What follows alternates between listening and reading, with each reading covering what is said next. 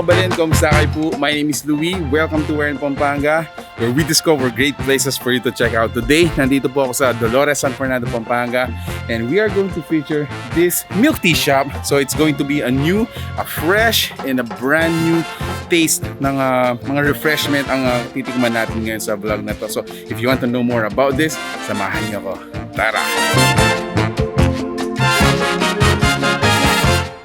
An exclusive access dito sa kung saan binubrew nila yung mga tea natin. So, the first cup that they allowed us to try is the VOK, Valley of Kings Tea. It's a hot milk tea, guys. Ayan. So, earlier we saw this how they, came up with this cup. So, tikman natin siya. Wow! Parang naalala ko yung mga binubrew ng mga lolo-lola natin na na tsa. Grabe, ang sarap. So with me is Ma'am Oshi and Sir Nodge. Hi po muna tayo sa mga We're in Pampanga viewers natin. Sa mga viewers. Ma'am, tell us more about paano napunta dito si Island Tea. I've heard this started sa Cebu, tama po ba? Yes, Cebu. Nagsimula siya na nag-check lang ako sa Facebook kasi pandemic, so wala kang ginagawa. And then nakita ko siya, parang nag-i-interested ako kasi una, wala siya sa Pampanga. Yes. And then, nung nalaman ko na buong Central Luzon, wala pang Island Tea dito, nag-i-interested ako kasi ang unique about them is talagang ang siniserve nila, ang products namin, talagang made from real leaf tea. Na imported, hand-picked and harvested in Sri Lanka talaga. In Sri Lanka. What's the name of the tea na specific? Ceylon. Ceylon tea, oo. For you guys doesn't know Ceylon, you can Google it now. Actually, ngayon commonly known siya as pure Ceylon tea. So this is real, authentic Ceylon tea from Sri Lanka. Yes. This is the first one in Pampanga. Yes, the first only dito. First and only as of dito. now. As of now, hoping na sana dumami ang mga branches dito kasi para din ma-enjoy ng mga Kapampangan. Yung talagang authentic tea talaga. So ma'am, dito nakita ko meron tayong bottles with the real. Yes, real oo. tea, So those are also sold. Pwede per grams. If yun nga ang ma-assure ko is ang pag-brew namin talaga daily. So siniserve namin sa inyo talaga ng fresh brewed. Fresh brewed every day. Every day. Daily yan. Amazing. So on our table, ma'am, these are most probably your best sellers. Yes, oo. Ang dami kasi talaga. Yes, So hindi ako makapili. Hindi ako makapili. So yan ang mga best sellers namin and yung mga binibili ngayon, yung mga naging customers. Yes. For me, personally, pinaka-favorite ko is yung Camera C. Okay. So, with batting boba. Okay.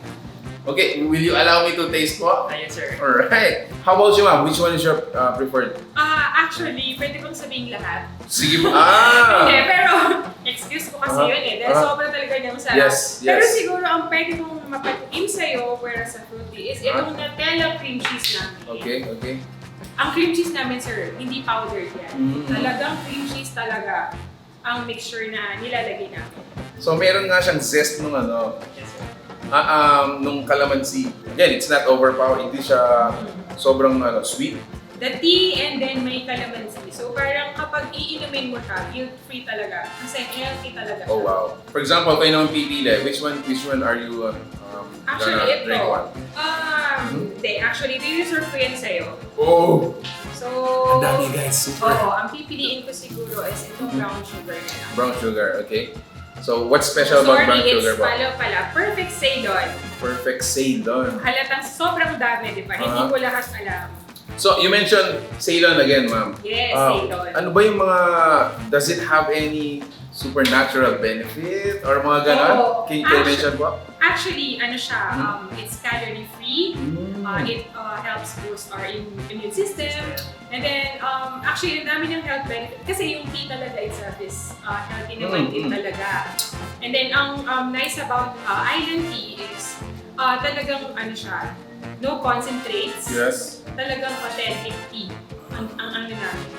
So this one is an Oreo milk tea shake. Yes. I always mention this sa vlog po namin. I'm an Oreo guy. Whenever there is any Oreo flavored cake or drink, laging yun yung iniuna ko po eh. So this one's really good. At saka sir, bago yan. Kasi Oreo milk tea. Sir, pwede bang makilig? Of course, please. Para naman hindi lang ikaw ang nag-enjoy. Sa inyo po is? Wild berry.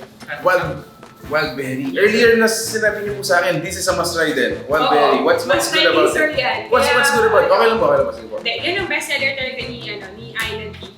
Ano kasi siya, napaka-refreshing niya. Pag tinry mo siya. Ma'am, let's talk about your place. Is this the standard po ng Island Tea sa mga previous mga branches nila? Casual inline ang tawag nito. Casual inline? Oo, na may seating capacity.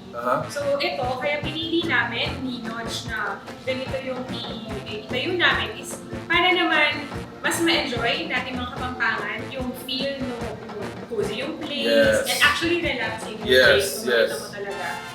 Kasi kung kiosk lang, baka hindi natin ma-appreciate na parang always on the go, parang always on the go. At least ito, ma-appreciate mo. And masarap kasi sir yung mga hot teas nila, hot milk tea particularly. So mas ma-enjoy mo siya na uupo ka dito, makaka-relax ka. Yes. Ang dami pa po. What's next, ma'am? This got me interested. This Actually is... kami rin. This is halo-halong milk tea shake. Halo-halo. Ni-release lang ito ni Island Tea last December. Ano yan, sir? Just in time para sa summer. Okay. So, hindi to yung kinukutsara? Hindi. Okay. Milk tea shake rin siya, sir. Physical observation, guys, at the top. So, meron tayong parang, is this an ubi ice cream? Yes, ubi ice cream. And then you have some nata. And caramel pudding. Caramel pudding, okay. And then yung base niya is Earl Grey siya na tea base. And then naka-ano siya with ice cream ulit sa baba. So ice cream on sa baba, ice cream on top again. Yes. So earlier sinabi mo ma'am, so the tea itself is calorie-free. Yes. But of course sometimes you gotta have some calories then. So yung mga add-ons natin, yung mga mga flavorings natin, of course, those are gonna add up. Pero once in a while, I mean, you're gonna need some calories. Reward mo rin yung sarili mo siya. Yes. Alright, let's taste it, guys.